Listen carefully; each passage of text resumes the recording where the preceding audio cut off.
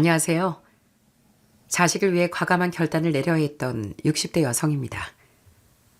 살다 보면 정말 한 치 앞도 모른다는 말이 맞더라고요. 평범한 적 한 번 없었던 인생이었지만 언젠간 제 인생도 잔잔해지겠지. 그렇게 생각을 하고 버텨왔습니다. 그런데 말년이 되어서 파도를 또 겪게 될 줄은 몰랐네요. 하늘을 원망하고 땅을 원망했을 때도 있었지만 지금은 모든 걸 다 내려놓고 그저 하루하루를 행복하게 보내기 위해 노력하고 있습니다. 무엇보다 제 목숨보다 더 소중한 사람들을 위해 말입니다. 지금도 제 인생처럼 힘든 시간을 보내고 계실 분들을 위해 제가 겪었던 파도가 굽이친 제 인생사가 어땠는지 한번 풀어보도록 할게요. 전 제 나이 23에 결혼했습니다. 그때는 몰랐어요. 결혼이라는 것이 단순히 좋아하는 사람과 함께 사는 것만이 아니라는 걸 말이죠. 남편은 처음엔 나쁜 사람이 아니었어요. 말이 없고 무뚝뚝한 편이었지만 성실하게 직장을 다니는 사람이었죠. 그게 잘난 구석은 없어도 성실한 사람이면 됐다고 생각했고요. 그게 얼마나 아니란 생각이었는지 전 결혼하고 나서야 조금씩 알아가게 됐습니다. 연년생 두 딸을 낳고 나서 남편이 직장을 잃으면서부터 문제는 시작됐습니다. 처음엔 저도 남편의 사정을 이해해 보려고 했어요. 회사 사정이 어려워진 거라고 남편 탓만은 아니라고 말입니다. 그래서 제가 나서서 벌면 될 거라 생각하고 아이들을 들치업고 식당 일도 하고 애들 맡기고 공장 일도 다니고 정말 닥치는 대로 일을 했던 것 같습니다. 그런데 남편의 생각은 달랐어요. 직장을 잃고 나서부터 집에서 하루 종일 할 일이 없어지자 남편은 술을 마시기 시작했습니다. 처음엔 가끔 한 번이었지만 점점 한 병, 두 병 쌓이기 시작했고 어느새 매일 술을 마시더라고요. 술을 매일 마시며 남편은 180도 달라졌습니다. 평소에 말수가 적고 조용했던 사람이 술이 들어가면 완전 딴 사람이 됐거든요. 야, 이 여편네야. 어디서 뭐 하다가 들어와? 남편 밥상도 안 차리고 뭐 하는 거야 지금? 당신 정신 좀 차려. 일하고 이제야 들어온 아내한테 지금 할 소리야? 하루 종일 술만 퍼마신 거냐고. 제발 정신 좀 차려. 뭐? 이게 진짜 남편한테 할 소리 안 할 소리 구분도 못하고 말이야. 그렇게 남편은 제게 소리를 지르고 욕도 하고 아무것도 아닌 일에 화를 내기 시작했습니다. 나중엔 저에게 손까지 들더라고요. 처음 그렇게 남편이 손을 들던 날은 지금도 잊지 못합니다. 어이가 없어 눈물도 안 나더군요. 이 사람이 어떻게 나한테 이럴 수가 있나 그 생각만 들었답니다. 처음엔 술에 깨면 저한테 삭삭 빌며 다신 안 그러겠다던 남편이었어요. 전 어린 두 딸이 눈에 밟혀 참을 수밖에 없었고요. 그런데 참는데도 한계가 있더라고요. 점점 경찰서에서 연락 오는 횟수가 많아졌고 정신 못 차리는 남편을 억지로 끌고 집으로 데리고 온 적도 한두 번이 아니었네요. 그러다 큰애가 9살이 되던 해 도저히 안 되겠다는 생각이 드는 겁니다. 그날도 남편은 술에 취해 몸도 제대로 못 가는 상태에서 제게 화풀이를 하고 있었죠. 근데 그 모습을 보고 큰애가 울지도 않고 가만히 쳐다만 보다 귀를 막고 방에 들어가 버리는 겁니다. 그게 얼마나 미안하고 괴롭던지요. 이웃들도 알고 동네방네 저희 집 사정을 다 알고 있다는 건 창피하지 않았지만 저희 딸들이 이런 아빠 밑에서 사는 것에 익숙해진다는 게 더 이상 견딜 수가 없었답니다. 이대로 아이들에게 이 모습을 보여주면서 살 수가 없었어요. 결국 전 남편과 이혼을 결심하게 됐습니다. 이혼을 하고 나서도 전 쉬지 않았어요. 아니, 쉴 수가 없었죠. 제가 쉬면 이 가정이 무너진다는 생각으로 정말 이것저것 안 해본 일이 없습니다. 식당 일도 하고 공장도 나가고 파출부일도 하며 내 아이들을 지키려고 노력을 했습니다. 저희 큰딸은 어렸을 때부터 참 어른스러운 아이였어요. 1살 차이임에도 불구하고 제가 일을 나가면 집에서 둘째를 살뜰하게 보살폈거든요. 아직 초등학생이었던 그 아이가 동생 밥도 챙겨 먹이고 숙제도 봐주고 그런 모습을 볼 때면 고맙다가도 너무 미안하더라고요. 저 어린 나이에 저렇게 어른이 되어야만 하나 싶어 눈물이 날 때도 많았습니다. 그렇지만 큰딸은 한 번도 투정을 부린 적이 없었네요. 오히려 제가 일을 마치고 집에 오면 웃으며 절 맞이했던 아이였어요. 엄마, 오늘 힘들었지? 내가 밥 해놨어. 아이, 엄마가 와서 해도 되는데 고마워 우리 딸. 늘 엄마 힘들까봐 절 먼저 생각하는 큰딸은 항상 제게 고맙고 미안한 존재였어요. 반면 둘째는 큰딸과는 좀 다르게 활달하고 씩씩한 아이였어요. 어려운 형편임에도 친구들 사이에서 기죽는 법 없이 씩씩하게 학교도 다니고 아빠가 없다는 사실도 떳떳하게 얘기하고 다니곤 했습니다.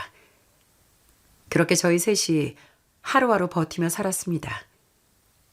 가난했지만 따뜻했습니다.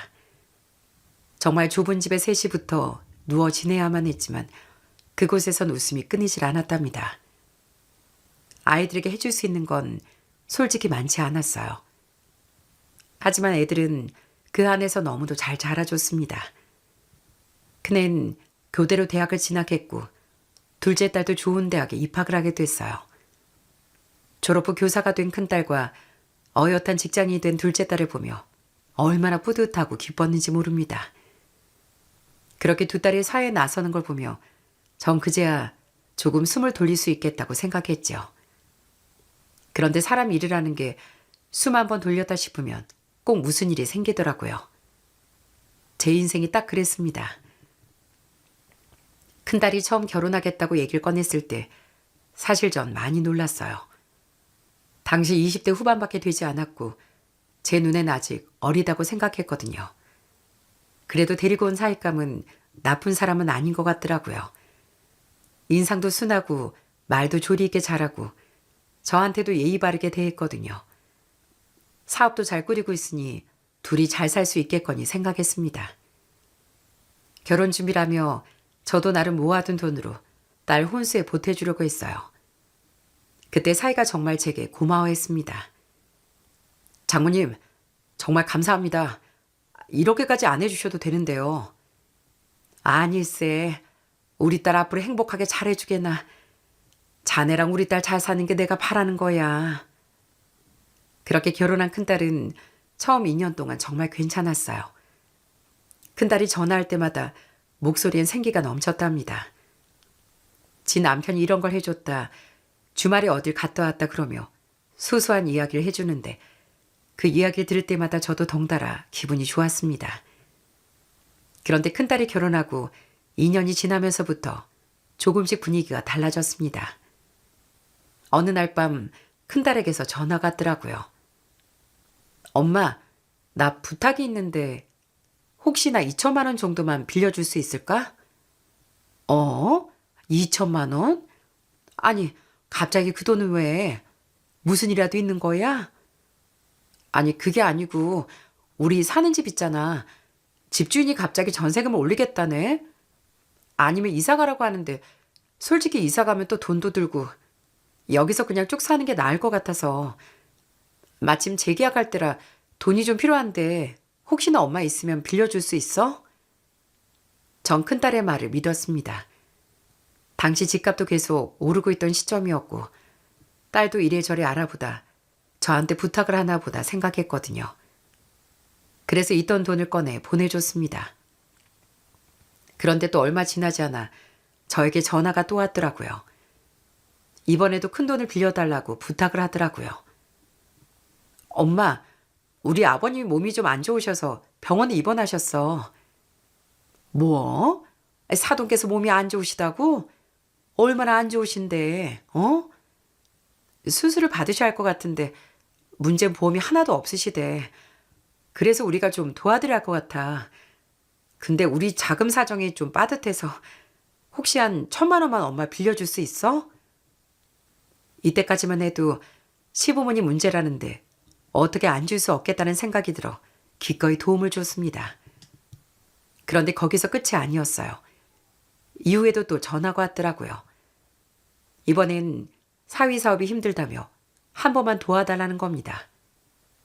솔직히 이번엔 좀 이상하다는 생각이 들었죠. 생각해보니 그간 자꾸 힘들다, 돈 빌려달라 했던 게 다 사위 사업이 힘들어 그랬겠구나 싶더라고요. 딸은 제게 울며불며 얘기를 했습니다. 엄마, 나 정말 나쁜 딸인 것 같아. 엄마도 힘든데 내가 자꾸 엄마한테 손 벌리고. 정말 미안해, 엄마. 근데 나 진짜 지금 너무 힘들어서 그래. 아유, 그래. 엄마가 도와줄 테니까 그만 울어. 승희야, 뭐 다른 일 있는 거 아니지? 혼자서만 끙끙 앓지 말고 엄마한테 다 얘기해야 돼. 다른 건 없어. 그냥 남편 사업이 힘들어서 그래. 엄마 미안해.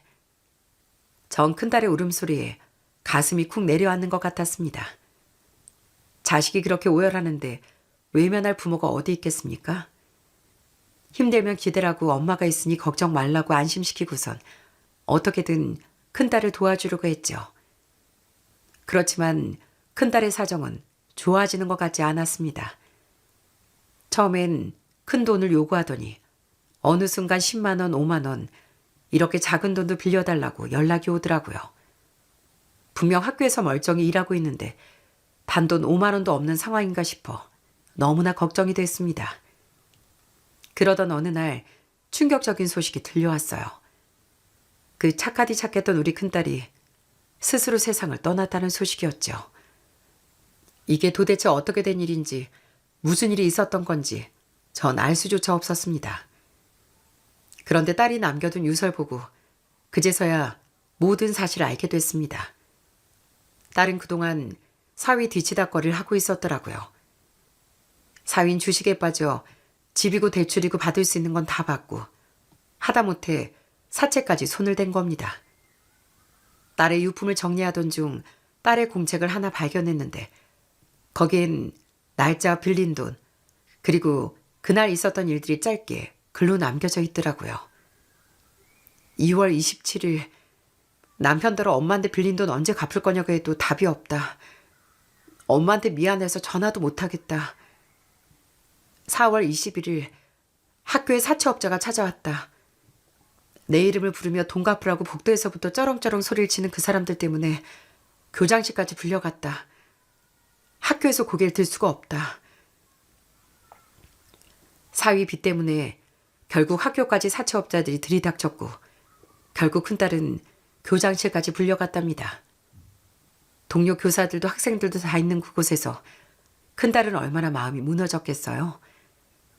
나중에 이 모든 사실을 알고 나서야 전 딸이 그간 왜 그렇게 힘들어하고 고통스러워했는지 모든 걸 이해할 수 있었네요. 처음엔 그 규모가 크진 않았나 보더라고요. 그러다가 돈을 계속 잃었고 사람이 돈을 잃고 나면 더 하고 싶어지는 게 그게 노름이나 다름없지 않습니까? 큰 사위는 자기가 가진 돈을 다 잃고 나니 큰딸에게서 손을 뻗친 거였고 큰딸이 모아둔 돈과 대출 하다못해 처가에까지 손을 벌리게 된 겁니다. 큰딸이 얼마나 힘들었으면 얼마나 속으로 끙끙 앓았으면 남들한테 한번 털어놓지 못하고 이렇게 혼자 글까지 써놓고 떠났을까 생각하니 속이 문드러지더라고요.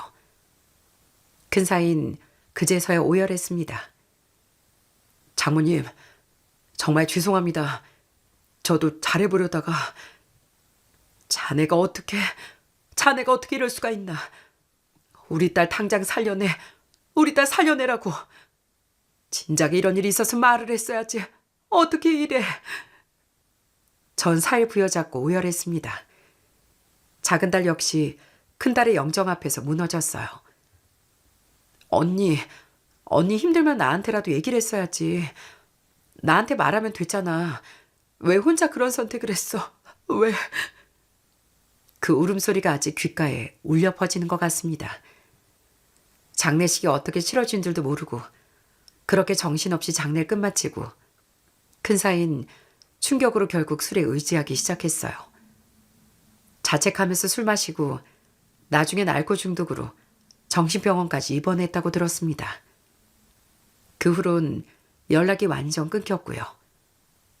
저 역시 한동안 병원에 입원했습니다. 몸이 제대로 버티지 못했어요.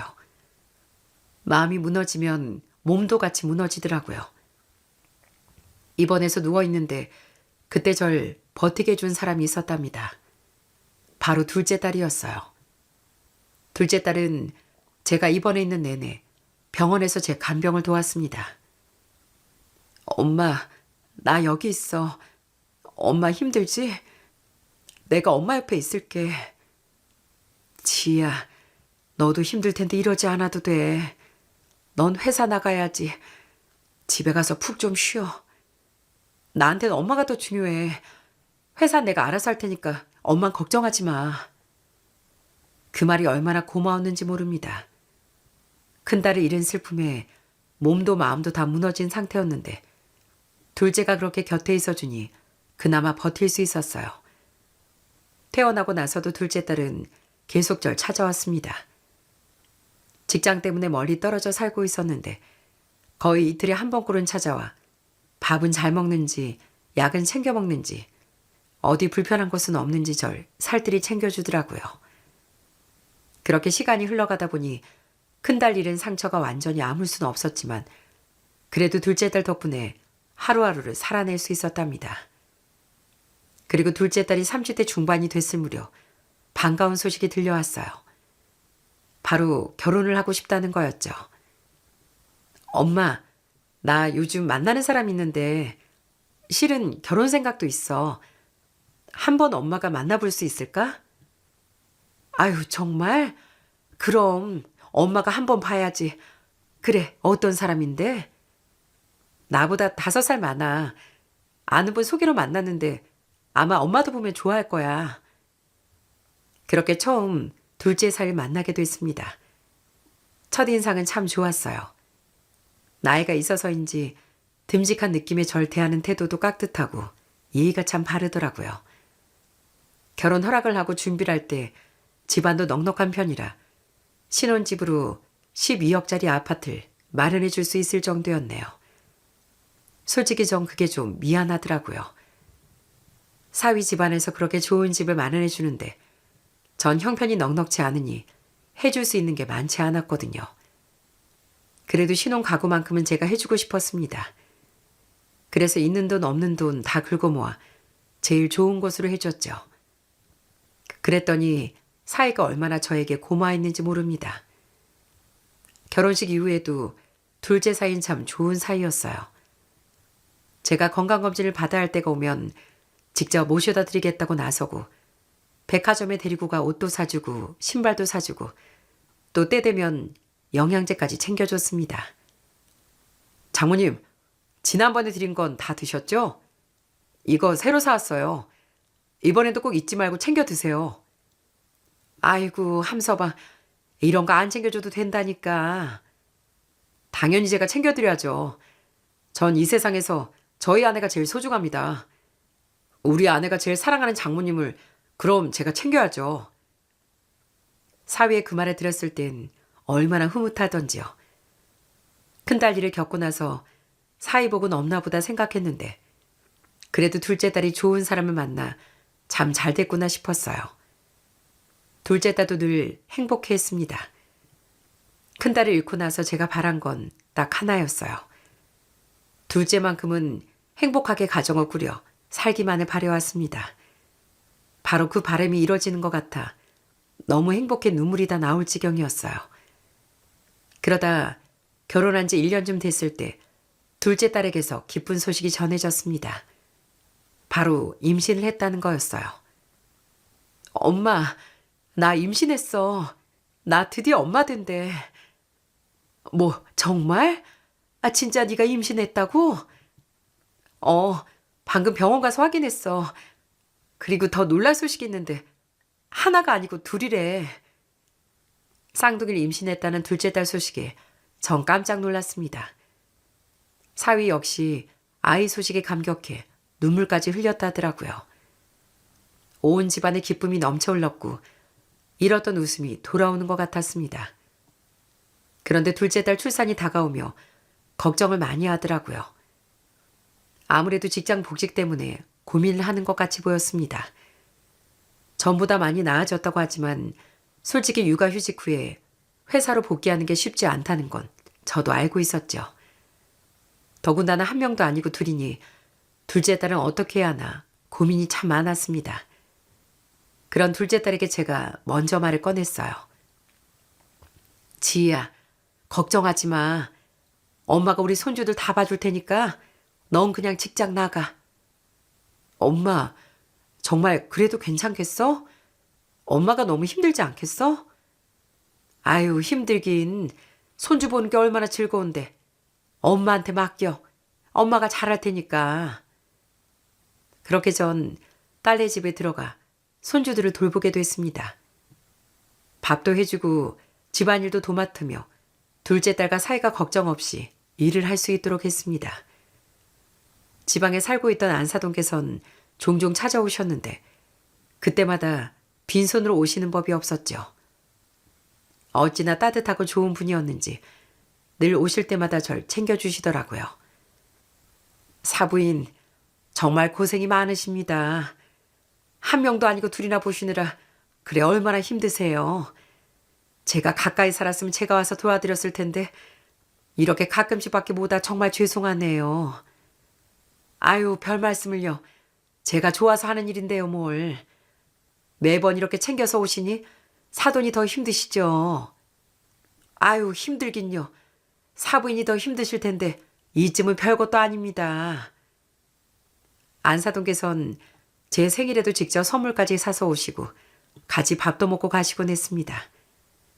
정말 고마운 분이었죠. 이렇게 시댁 어른이 좋으니 그나마 다행이다 싶더라고요. 한 번은 아이들을 앞뒤로 업고 안고 하며 돌보다 보니 허리가 좀 삐끗해 아픈 적이 있었네요. 사실 딸과 사이한텐 내색도 못하고 그냥 버티고 있었는데 어느 날 안사돈이 오시더니 절 보자마자 바로 눈치를 채시는 겁니다.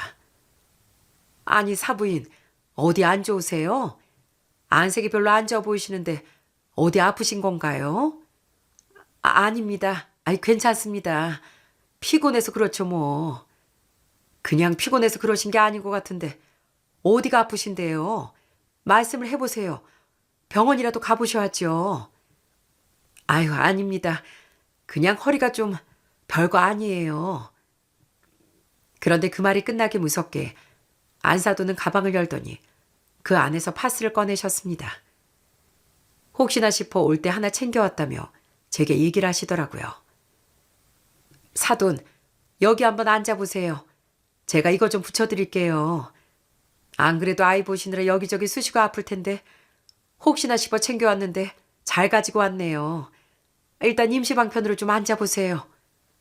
아유, 사돈, 안 그러셔도 됩니다. 제가 나중에 할게요. 아닙니다. 가만히 좀 계셔보세요. 제가 사돈 심정 모르는 것도 아니고 이리 좀 일단 앉아보세요. 그렇게 따뜻하게 팥을 붙여주시더니 어깨도 주물러 주시더라고요. 이렇게 안사돈은 제 마음을 누구보다 잘 이해해 주셨답니다. 그로부터 며칠 후엔 집으로 깜짝 방문을 하셨어요. 당시 사부인께선 하던 일이 있어서 갑자기 오실 수가 없었는데 이렇게 갑자기 오시니 전 놀랄 수밖에 없었죠. 아니, 사부인, 오늘 어떻게 오셨어요? 일은 안 나가시고요? 오늘은 좀 쉬기로 했습니다. 오늘은 제가 우리 손주들 볼 테니까 사부인께서 병원도 좀 다녀오시고 기왕 나간 김에 마사지도 좀 받고 오세요. 예? 설마 저 때문에 일까지 쉬신 거예요? 그러실 필요 없으신데 이거 죄송해서 어떡합니까? 죄송하기는요. 사부인 오래오래 건강하셔야죠. 우리 손주들 다 크는 것도 봐야 하고요. 사부인께서 든든하게 우리 며느리 곁에 계셔야 며느리도 행복하고 좋은 겁니다. 애 봐주는 공은 없다잖아요. 우리가 우리 몸 챙겨야지 어쩌겠습니까? 사부인 마음 제가 제일 잘하니까 이렇게 온 거 아니겠어요. 얼른 다녀오세요. 애들은 걱정 마시고요. 그렇게 안사돈의 배려 덕분에 전 병원도 다녀오고 간만에 몸도 풀 수 있었답니다. 이렇게 안사돈이 절 많이 생각해 주시니 참 감사하고 고마웠어요. 그러다 손주들을 돌본 지 한 7개월쯤 지났을까요? 둘째 딸네 집에 좀 이상한 분위기가 흐르기 시작했습니다. 처음엔 그저 사소한 것들이었어요. 어느 날 저녁 사이 퇴근 시간이 늦어지면서 점점 같이 밥 먹게 되는 일이 줄어들었습니다. 하루는 너무 늦어 걱정된 나머지 사이에게 전화를 걸어봤어요. 그런데 사이는 퉁명스럽게 대답을 하더라고요. 함서방, 오늘도 늦는가? 내가 자네 좋아하는 된장찌개 끓여놨는데 같이 먹지 그래. 언제쯤 끝나나? 어머님, 오늘은 저 저녁 안 먹으려고요. 별로 입맛이 없어서요. 먼저 그냥 드세요. 처음엔 일이 워낙 바빠서 그런가 보다 생각했습니다. 그때쯤 야근도 많은지 늦게 집에 오기도 했고, 그러니 피곤하니까 입맛이 없나 보다 싶었어요. 그래서 더 정성껏 음식을 차려놨는데 그 후로도 사인 같이 밥 먹으러 가지도 않았습니다. 일찍 들어와도 피곤하다 말만 하고 방으로 쏙 들어가기 일쑤더라고요. 그 모습에 보다 못한 둘째 딸이 한마디 거들어봤지만 소용이 없었습니다. 여보, 그래도 오늘 엄마가 고생해서 이것저것 반찬도 많이 하셨는데 앉아서 한 숟가락이라도 들어봐. 아이, 먹기 싫다는데 왜 자꾸 억지로 먹게 해. 소화 안 된다니까 그러네. 내가 알아서 밥 챙겨 먹을게. 아, 그러면 되잖아. 아니, 왜 그렇게 까칠하게 얘기를 해? 결국 두 사람의 말싸움으로 번지게 되자 전 중간에서 두 사람을 말렸습니다. 아유, 그만들래. 함성아 안 먹어도 좋으니 그만하게나. 진호도 그만하고. 안 먹는다는데 억지로 안 치러 가지 말고. 그때부터 뭔가 이상하다 느끼기 시작했어요. 그렇게 저희한테 잘하던 사이가 이렇게 갑자기 달라질 수 있나 싶었거든요. 그 무렵부터 둘째 사이는 혼자 운동을 다니기 시작했습니다. 부지런히 다니더니 몸이 눈에 띄게 달라지더라고요. 그런데 그렇게 운동을 다니면서부터 둘째 사이는 둘째 딸을 볼 때마다 못마땅한 얼굴로 비아냥대기 시작했습니다. 당신 이러다가 굴러다니겠어. 밖에 나가면 다들 그런 소리 안 해? 무슨 곰탱이도 아니고. 아니 자네, 말이 그 좀 심한 거 아닌가? 굴러다니겠다니. 어머님, 딱 봐도 그렇잖아요. 요즘은 관리 안 하면 안 되는 시대라고요. 아, 저거 좀 보세요. 턱 주변으로 살 흐르는 거. 아유. 사실 둘째 딸이 쌍둥이를 낳고 나서 몸이 많이 불어났던 거 맞습니다. 원래 50대 중반이었다 몸무게가 70대 후반까지 늘어났으니까요. 둘째 딸도 그게 스트레스였는지 단식도 해보고 다이어트 약도 먹어보고 한약도 지어다 먹어봤지만 단기간에 빼는 건 쉽지 않았습니다. 그렇다 해도 둘째 딸에게 둘째새 갈 소린 아니란 생각이 들었어요. 그러면서 점점 사위 행동은 제 상식을 넘어서기 시작했습니다. 당시 둘째 딸낸 반려동물이 있었거든요. 포메라니안이었던 강아지를 사위가 얼마나 예뻐했는지 아시나요? 쌍둥이 손주들보다 오히려 그 반려견을 더 챙길 정도였답니다. 어디서 데려왔는지 갑자기 강아지 한 마리 데리고 오더니 그 반려견에만 정성을 쏟는 거예요. 아침에 일어나면 손주들은 쳐다도 안 보고 곧장 그 강아지 밥부터 챙겼습니다. 손주들이 새벽에 깨서 배고파 울어도 한 번 일어나질 않았던 사이가 강아지가 낑낑만 대면 벌떡 일어나 챙기더라고요. 퇴근하고 집에 들어와서도 마찬가지였습니다. 현관문을 열고 들어오면 제일 먼저 그 강아지에게 달려가 안아주더라고요. 초롱아, 아빠 왔다. 아빠 왔어. 많이 기다렸지? 우리 초롱이 혼자 심심했지? 아빠 얼른 옷만 갈아입고 산책 가자. 자네, 아무리 그래도 애들도 아빠 기다리는데 애들한테도 좀 가서 인사하고 안아주기도 하겠나? 네네, 잠시만요 어머님. 저 옷 좀 갈아입고요. 그렇게 강아지에게만 인사를 한 사위는 옷을 갈아입고서 어떻게 했는지 아시나요? 손주들은 본체만 채 대충 인사만 하고 그대로 강아지를 데리고 산책을 나가버렸습니다. 애들은 그래도 아빠라고 다가가 안아달라고 하는데 사위는 엄마한테 가라, 할머니한테 가라 하며 애들을 안아주지도 않더라고요. 그러던 어느 날이었습니다. 둘째 딸이 저한테 조심스럽게 말을 한 게 있었어요. 엄마, 있잖아. 나 이상하게 가슴에 뭔가 잡히는 것 같아. 추사하면서 생긴 건지 뭔지 잘 모르겠네. 뭐? 언제부터? 아니, 이상한 게 있으면 바로 말해야지. 안 되겠다. 같이 병원이라도 가보자. 이런 거 그냥 두면 안 돼. 그래도 별거 아닐 수도 있잖아. 별거가 아닌지 뭔지 모르지. 병원 가서 일단 검사를 해봐야 알잖아. 엄마랑 같이 가. 그렇게 전 둘째 딸을 데리고 병원으로 향하게 됐습니다. 검사 결과 기다리는 동안 제발 별게 아니길 바라고 또 바랬어요. 하지만 결과는 제 바램과 달랐습니다. 악성 판정이 났거든요. 바로 유방암이더라고요. 유방 절제가 필요하다는 말까지 듣게 되었습니다. 출산한 지 겨우 1년 3개월밖에 안 된 딸한테 그런 청천벽력 같은 소식이 들려올 줄은 꿈에도 몰랐습니다. 아이고, 어떻게 하냐, 어떻게. 이제 겨우 몸 가벼워진 지 1년 3개월밖에 안 됐는데 우리 딸 불쌍해서 어쩌나. 엄마, 걱정하지 마. 수술받고 항암 치료하고 그러면 괜찮아질 수 있대잖아. 엄마 괜찮아. 둘째 딸은 오히려 무너지는 절 달래려고 했습니다. 그렇지만 집으로 돌아와 혼자 있을 때면 둘째 딸이 얼마나 무섭고 힘들었겠습니까? 결국 둘째 딸은 직장도 잠시 쉬게 되었고 그렇게 투병 생활에 들어가게 됐습니다. 둘째 사인 딸의 암 소식에도 사실 큰 반응을 보이지 않았어요. 오히려 대수롭지 않게 생각하더라고요. 요즘 암은 병원에서 다 치료한대요. 걱정 마세요. 수술받고 항암하면 거의 다 낫는다니까요. 자네, 아무리 그래도 그렇게 쉽게 얘기하면 안 되지. 자네가 옆에서 많이 힘이 되어줘야 하네. 제가 무슨 힘이 있다고. 그거 다 본인 의지예요. 자기가 살 의지 있으면 살 사람은 다 사는 거라고요, 어머님. 다른 병도 아니고 암인데 어떻게 이렇게 말할 수가 있는지 전 둘째 사이에게 너무 섭섭했습니다. 문제는 그때부터 둘째 사이의 태도가 더 싸늘해졌다는 거였어요.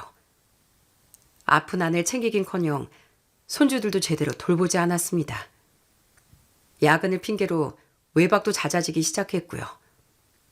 아침에 출근할 때면 무슨 통보를 하듯 제게 말을 하더라고요.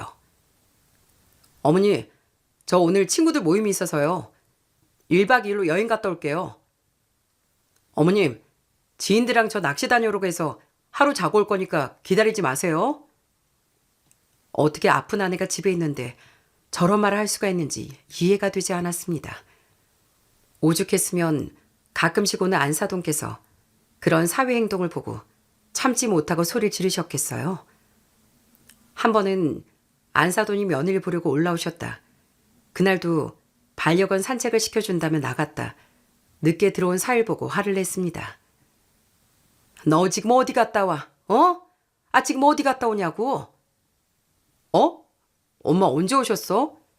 아니, 초록이 산책 갔다 왔는데. 뻔뻔하게 산책 다녀왔다고 말하는 둘째 사일 보던 안사돈께선 벌떡 일어나 둘째 사위에게 다가가더니 그대로 손을 올려 뒤통수를 내리치시더라고요. 아유, 엄마 왜 그래? 야, 이놈아, 너 지금 뭐 하자는 거야? 네가 지금 초롱이 챙길 때야? 그럴 시간 있으면 네 마누라 좀 챙겨. 너 나중에 늙어 빠졌을 때 아프면 우리 며느리가 네 꼴 봐줄 것 같아? 네가 지금 똑바로 해야지. 엄마, 그럼 초롱이 그냥 가만히 집에 놔둬? 나도 내 할 일 하는 거야. 뭐 이 녀석아? 아휴, 내가 아주 그냥 널 뭐가 이쁘다고 배 아파 나왔나 정말. 내가 사부인께 창피해서 말도 못하겠다 이놈아. 사위는 매일 산책에 쉬는 날이면 애견 카페에 애견 수영장까지 데리고 다니며 시간을 보냈고 정작 아픈 아내 어린 자식들은 뒷전이었어요. 보다 못해 제가 한마디 했지만 사위기에 들어갈 리가 없었죠. 자네 초롱이 돌보는 것도 좋은데 아무리 그래도 자네 자식이며 아내를 챙겨야 하는 거 아닌가? 쉬는 날 어떻게 한 번의 시간을 안 내? 장모님이 챙겨주시면 되죠. 다 아프고 그러니까 누가 초롱이 챙기겠어요. 제게 챙겨야죠. 기가 막힌 얘기만 꺼내는 사위를 보며 전 너무 황당하고 어이가 없었습니다. 둘째 딸은 열심히 투병 생활을 하며 삶을 포기하지 않았어요. 수술 이후 몇 번의 항암을 받아야 했지만 힘든 와중에도 어떻게든 견뎌내려고 노력을 많이 했습니다. 가끔씩 멍하니 창밖을 바라보는 둘째 딸을 볼 때면 불안한 마음이 들기도 했지만 그런 둘째 딸이 용기를 잃지 않도록 전 옆에서 든든하게 응원을 해줬습니다. 그때까지만 해도 전 둘째 딸이 자신의 암투병 때문에 힘들어하는 줄만 알았습니다. 그러던 어느 날이었어요. 둘째 딸이 병원에 간 사이 제가 손주들을 돌보다 설거지를 하게 됐습니다. 그날따라 날씨도 좋고 그래서 대청소를 해볼까 생각이 들었죠. 창틀도 청소하고 서랍장도 비우고 그러다 싱크대 아랫부분을 정리하게 됐습니다. 거기엔 빈 김치통들을 보관해두고 있었거든요. 따로 쓰는 공간은 아니라 평소에 열어볼 일이 별로 없었는데 그날은 냉장고 정리도 하며 거기에 통들도 좀 정리해두겠다는 싶은 생각이 들더라고요. 그래서 통들을 다 꺼내 정리하려는데 유독 한 통이 들자마자 묵직한 느낌이 드는 겁니다. 분명 다 비어있는 통인데 뭐가 들어있나 싶어 전 뚜껑을 열어봤죠. 그리고 그 순간 그 안에 들어있는 걸 보고 전 경악을 금치 못했습니다. 세상에 이게 다 뭐야? 말도 안 돼. 어떻게 이런 일이... 김치통 안에 들어있던 건 김치가 아니더라고요. 바로 수많은 사진과 서류들이었답니다. 하나하나 살펴보며 전 그 자리에 주저앉을 수밖에 없었죠. 그 사진들은 둘째 사이와 어떤 여자가 함께 찍힌 사진이었거든요. 은밀한 장소에서 찍힌 사진들, 거기다 둘이서 찍은 애정어린 사진들, 그렇게 만남의 흔적들이 고스란히 사진과 자료들이 다 들어있더라고요. 손이 덜덜 떨리고 심장이 쿵쾅쿵쾅 주체할 수가 없을 정도로 뛰었답니다. 전 싱크대 문을 닫고 바로 둘째 딸에게 전화를 걸었습니다. 지희야, 너 지금 어디야? 병원이니? 엄마, 이제 막 끝나서 집에 가려고 하는데 왜? 지희야, 이게 뭐야? 싱크대 밑에 웬 사진들이 있는데 이게 뭐니? 제 물음에 둘째 딸은 한동안 아무 말도 하지 못하더라고요. 그러다 바로 집으로 가서 다 설명하겠다고 얘기를 하더군요. 전 둘째 딸이 집으로 들어오기만을 기다렸습니다. 그리고 집에 오자 둘째 딸은 모든 걸 제게 털어놓더라고요. 둘째 딸은 몸이 안 좋아지기 전부터 이상한 낌새를 눈치채고 있었다고 합니다. 남편이 서서히 변하기 시작하니 분명 뭐가 있다고 생각하고서 돈을 들여 뒷조사를 시작하고 몰래 증거를 수집하기 시작했다더군요. 그러다 자신의 암 소식을 듣게 됐고 지금 당장은 이걸 가지고 뭘 어떻게 할 시기는 아닌 것 같아 증거를 수집할 곳이 필요하다고 생각했던 겁니다. 그러다 생각난 곳이 바로 그 싱크대 아래였대요. 평소에 둘째 사이가 주방에 얼씬도 안 하는 사람이었고 서랍장이나 장롱, 심지어 옷장은 어떻게 하다 보면 사이가 볼 수 있을 만한 곳이었기에 위험하고 싱크대 아래 김치통 모아둔 곳은 절대 들여다볼 일이 없다는 걸 알고 있었던 둘째 딸은 그래서 그곳에 증거를 수집하고 있었던 거였죠. 거기엔 사진뿐 아니라 상간녀 집 주소와 신상까지 다 있더라고요. 상간녀는 애견 카페를 운영하는 사람이었고 사이가 데리고 온 그 강아지도 그 상간녀가 소개를 해줘서 데리고 온 강아지였답니다. 정말 어찌나 기가 막히던지 그 모든 걸 알고 나서야 그동안 이상했던 둘째 사이 행적들이 다 이해가 되더군요. 전 너무 속상해 둘째 딸에게 물었습니다. 왜 진작에 이야기를 꺼내지 않았냐고 말이죠. 그런데 둘째 딸이 하는 말을 듣고 전 무너질 수밖에 없었답니다. 아니, 너 왜 진작에 얘기를 안 했어? 네가 알고 있었다면 진작에 얘기를 했어야지. 너 이걸 지금까지 여태껏 참아왔던 거야? 알았으면 바로 얘기를 해야지. 몸이 안 좋은 상태에서 싸우고 싶지 않았어. 내가 무너지면 우리 애들이고 엄마고 어떻게 해야 하나 싶기도 하고. 그리고 대체 왜 참았는데? 엄마, 난 이혼 가정에서 컸잖아. 우리 애들한테 그런 환경에서 키우고 싶지 않았어. 그리고 어머님, 아버님도 나한테 이렇게 잘해주시는데 남편만 돌아오면 될 거라고 생각했어. 전 그 말에 아무 대답도 할 수 없었습니다. 가슴이 먹먹해 말이 나오질 않더라고요. 그동안 씩씩하게 잘 버텨내며 지내는 줄 알았는데 알고 보니 이혼 가정에 대한 아픔이 우리 딸에게 깊게 남아 있었구나 싶으니까 정말 그 어떤 말도 할 수가 없었답니다. 둘째 딸은 그저 남편이 돌아오기만을 끝까지 참고 기다렸던 거였어요. 그러다 정말 돌아오지 않으면 몸이 좀 회복됐을 때 그때 한 번에 다 터뜨리자 생각하고 증거를 차곡차곡 모아두고 있었던 거였죠. 지희야, 이건 엄마가 도저히 가만 못 둬. 이건 그냥 넘어갈 수가 없는 일이야. 이걸 어떻게 그냥 두니? 엄마 알아. 나도 더는 기다릴 수가 없어. 그치만 그냥 이렇게 끝내고 싶지 않아. 무슨 말인지 알겠다. 그럼 엄마가 다 생각이 있으니 그렇게 해보자꾸나. 그렇게 저흰 결전의 날만 기다리고 있었답니다. 물론 당장 그 증거를 사회에게 던져 어떻게든 묵사발을 만들어버릴 수도 있었겠지만 그것만으로 끝내고 싶지 않았어요. 그래서 저흰 좀 더 기회를 기다리고 있었죠. 그러다 그 다음 날이 토요일이었답니다. 역시나 둘째 사인 반려견을 데리고 지인들을 만난다고 집을 나섰습니다. 끝까지 뻔뻔하고 당당하더라고요. 어머님, 저 오늘 약속이 있어서 나갔다가 내일 올게요. 그렇게 짐을 챙겨 나가는 둘째 사이 뒤를 저와 둘째 딸이 몰래 쫓아갔습니다. 한참을 가다가 둘째 사이가 멈춰선 곳은 바로 경기도 외곽에 있던 애견 카페였어요. 문을 열고 들어서니 직원들이 저희를 반기더라고요. 어서 오세요. 처음 이용하시는 건가요? 몇 분이시죠? 아, 그게 여기 혹시 이수진 씨라고 계신가요? 아, 사장님이요? 사장님 저기 안쪽에 계시는데요. 직원의 안내 안을 들여다보니 사진 속 그 여자가 강아지 놀이터 쪽에 서 있더라고요. 사위는 테이블에 앉아 반려견과 함께 놀고 있었고요.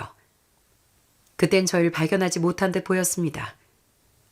전 바로 그 상간녀에게 다가갔어요. 이수진 씨 맞으시죠? 아, 네, 그런데 누구시죠? 저요? 전 함종우 장모 되는 사람입니다. 우리 사이랑 바람핀 상간녀가 여기 있다고 해서 왔는데 얼마나 대단한지 그 낯짝 한번 보려고 왔습니다. 네? 뭐라고요? 그 상간녀 얼굴이 하얗게 질리더니 당황하기 시작하더라고요. 그리고 전 그 자리에서 그 여자의 머리끄댕이를 그대로 잡아버렸어요. 이성적으로 생각할 여유가 없었거든요. 유방암으로 투병 중인 내 딸을 뒤로하고 바람 피운 사이와 그 사이를 만나는 여자를 눈앞에서 목격했는데 그 어떤 부모가 이성을 찾을 수 있겠습니까? 전 그대로 상간녀의 머리를 잡고 소리쳤습니다. 감히 내 딸이 저렇게 병원에서 고생하고 살고 있는데 유부남이랑 바람을 피워? 감히 내 사랑 바람을 피냐고. 아, 이것 좀 놓으세요. 놓으시라고요. 못 나. 절대 못 나. 어디서 감히 내 딸한테 상처를 줘? 니까짓 게 뭔데? 니까짓 게 뭔데 상처를 주냐고. 그렇게 제가 머리채를 잡고 휘두르자 주변에 있던 손님들이 다 몰려들었고 웅성거리며 사진을 찍기 시작했습니다. 그리고 좀 떨어져 있던 둘째 사이도 달려와 저를 말리더라고요. 장모님, 아니 지금 뭐 하시는 거예요? 이거 좀 놓고 얘기하세요. 여기서 뭐 하시는 거예요? 뭐 하기 뭐해? 너야말로 당장 이리 와. 불쌍한 내 딸은 병원에서 고생하고 있는데 이렇게 바람을 피워? 그래, 주말마다 상간녀로 놀아나니까 좋든? 내가 아주 오늘 네 버릇 단단히 잡아줄 거니까 각오해. 아니 장모님, 남의 사업자 가져와서 이러시면 어떻게 합니까? 상간녀 걱정은 되고 네 아내 걱정은 안 되든? 그게 자네가 할 말이야?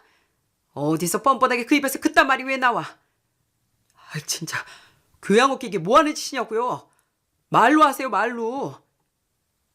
역시나 뻔뻔하게 소리치는 사위를 보며 어이가 없어 가만히 서 있는데 바로 그때 누군가 사위 앞에 나서 그대로 뺨을 올려붙였습니다. 그 사람은 다름 아닌 안사돈이었어요. 야, 이놈의 자식아. 네가 어떻게 이딴 더러운 짓거리를 해. 아주 날 죽여라 죽여. 내가 널 이렇게 키웠냐? 어떻게 자식이라는 놈이 이렇게 뻔뻔하게 바람을 피울 수가 있어. 엄마. 아니 그게 아니라. 뭐 엄마? 엄마 같은 소리 하고 있네. 너 같은 자식은 내 자식도 아니야. 저 자식 있다는 놈이 이따위 짓을 하다니. 내가 너 그리 키웠냐? 그리 키웠냐고.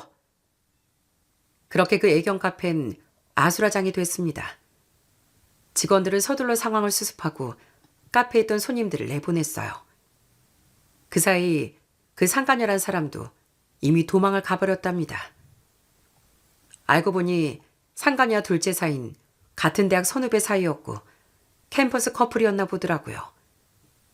헤어지고 나서도 서로 연락을 주고받다 상간녀가 애견 카페를 오픈하며 둘째 사이에게 먼저 연락을 해왔고 그게 약 4개월 전 일이었다고 합니다. 그 말을 듣고 얼마나 기가 막히던지 둘째 사이는 잘못했다고 빌었지만 마음이 전혀 풀리지가 않았어요. 딸은 이후 냉정하게 이혼을 선택했습니다. 저 역시 둘째 딸의 선택을 응원해줬고요. 그리고 안사돈은 집까지 찾아와 눈물을 흘리며 사죄를 하시더군요. 정말 죄송합니다. 다 제 잘못입니다. 아들 잘못 키운 제 죄예요. 며느리한테도 너무너무 미안합니다. 아가, 정말 미안하다. 내가 너한테 뭐라고 할 말이 없구나. 아니에요, 어머님. 제가 죄송하죠. 남편과 정말 다시 살 수 없을 것 같아요. 그래, 네 마음 내가 충분히 이해한다. 한번 무너진 신뢰가 어디 다시 쌓일 수 있겠니? 그래서 우리가 생각해봤는데 이 집은 네 명의로 넘겨주려고 한다. 네? 이 집을요? 그래, 아들한테는 한 푼도 줄 수 없다. 이건 위자료 지 너한테 주는 거야. 대신 하나만 들어다오. 우리 손주도 우리가 좀 볼 수 있게만 해다오. 그렇게 간절하게 부탁하는 안서든의 이야기를 저와 둘째 딸은 받아들일 수밖에 없었답니다. 아무리 아들이 바람을 폈다고 해도 집 명의를 며느리에게 넘겨주는 건 쉬운 일이 아니었을 텐데 전 그저 감사할 뿐이었어요. 아마 상처받은 우리 딸을 위해서기도 하지만 앞으로 자랄 손주들을 위해서도 큰 결정을 한 듯 보였습니다. 결국 딸은 이혼 소송과 상간녀 소송을 함께 진행했어요. 상간녀 소송하는 와중 상간녀가 운영하던 그 애견 카페는 커뮤니티에 소문이 쫙 퍼지게 되며 결국 문을 닫게 됐고 다른 사람에게 넘겼다고 하더라고요. 그리고 둘째 사인 이혼하고서 그 상간녀와 살림을 차리려고 했나 봅니다. 그래서 사돈댁에도 그 상간녀와 찾아갔다고 하는데 문도 열어주지 않고 쫓겨났다고 하더라고요. 그리고 그 상간녀 집안에서도 유부남과 만났다는 사실이 알려지면서 반대가 심했고 결국 그들은 헤어지고 말았습니다. 그렇게 남의 가정을 깨고서 만난 두 사람은 끝내 결별로 끝을 보고 말았네요. 결국엔 그렇게 헤어질 거면서 왜 그렇게 애틋하게 만나왔는지 참 이해도 못하겠습니다. 이후에 사돈 네 분께선 종종 손주들을 보러 오세요. 오시더라도 둘째 사이 소식은 아무도 꺼내지 않습니다. 놀라운 건 저희 둘째 딸이었어요. 마음의 짐을 내려놨는지 몸이 회복되는 게 눈에 띄게 빨라졌거든요. 속 썩이는 사람이 없어 그런지 저희 딸 회복이 정말 잘 되더라고요. 아마 조금만 더 잘 버티다 보면 완치 판정도 받을 수 있지 않을까 생각을 합니다. 지금 안사돈 뇌가 손주 생일이나 명절에도 찾아오셔서 같이 밥도 먹고 그렇게 지내고 있네요. 그저 손주들 얼굴 보며 서로 웃고 밥 먹고 그렇게 시간을 같이 보내고 있습니다. 올 때마다 항상 저와 저희 딸을 위해 맛있는 것도 사오시고 선물도 주시는데 늘 이렇게 배려하고 저를 챙겨주는 사돈 네 분께 그저 전 감사한 마음이 더 큽니다. 돌이켜보면 전 사이복이 정말 없었던 것 같습니다. 큰딸도 작은딸도 결국엔 이렇게 되고 말았으니까요. 그래도 이젠 원망하지 않으려고요. 원망한다고 달라지는 것도 없고 지금 제 곁에 있는 사람들이 더 소중하니 소중한 사람들에게 더 집중하려고 합니다. 삶이 이렇게 굽이치고 몰아치면서 때론 왜 나만 이렇게 힘들까 하늘도 원망하고 자책한 적도 많았답니다. 하지만 지금은 제게 쌍둥이 손주들도 있고 둘째 딸도 있으니 할머니로서 엄마로서 제가 할 수 있는 최선을 다하며 살아갈 생각입니다. 제가 좀 더 든든하게 곁을 지키고 버티고 있다 보면 저희 딸도 손주들도 이 세상을 더 행복하게 잘 살아갈 수 있지 않을까요? 아마 제 이야기를 들으신 분들 중에서도 저처럼 굽이굽이 몰아치는 파도 같은 인생을 살아온 분들이 많으실 거라 생각합니다. 혹은 지금 그 파도 위에 있는 분들도 계시겠고요. 제가 그래도 몇 번의 고비를 넘기다 보니 파도를 피하려고 하기보단 맞서는 게 중요하다는 걸 느끼게 됐습니다. 아무리 피해도 못 피하는 일이라면 당당히 맞서보는 것도 좋을 것 같네요. 물론 그러면서 생기는 생채기들이 많아지겠지만 그게 또 힘이 되고 지혜가 되는 것 같습니다. 지금 힘든 시기를 보내고 계시는 분들도 이 일이 지나고 나면 나에게 좋은 교훈이 생길 거라 믿으시고 너무 힘들어하시거나 자책하지 않으셨으면 좋겠네요. 제 이야기는 여기까지입니다. 끝까지 들어주셔서 정말 감사드립니다.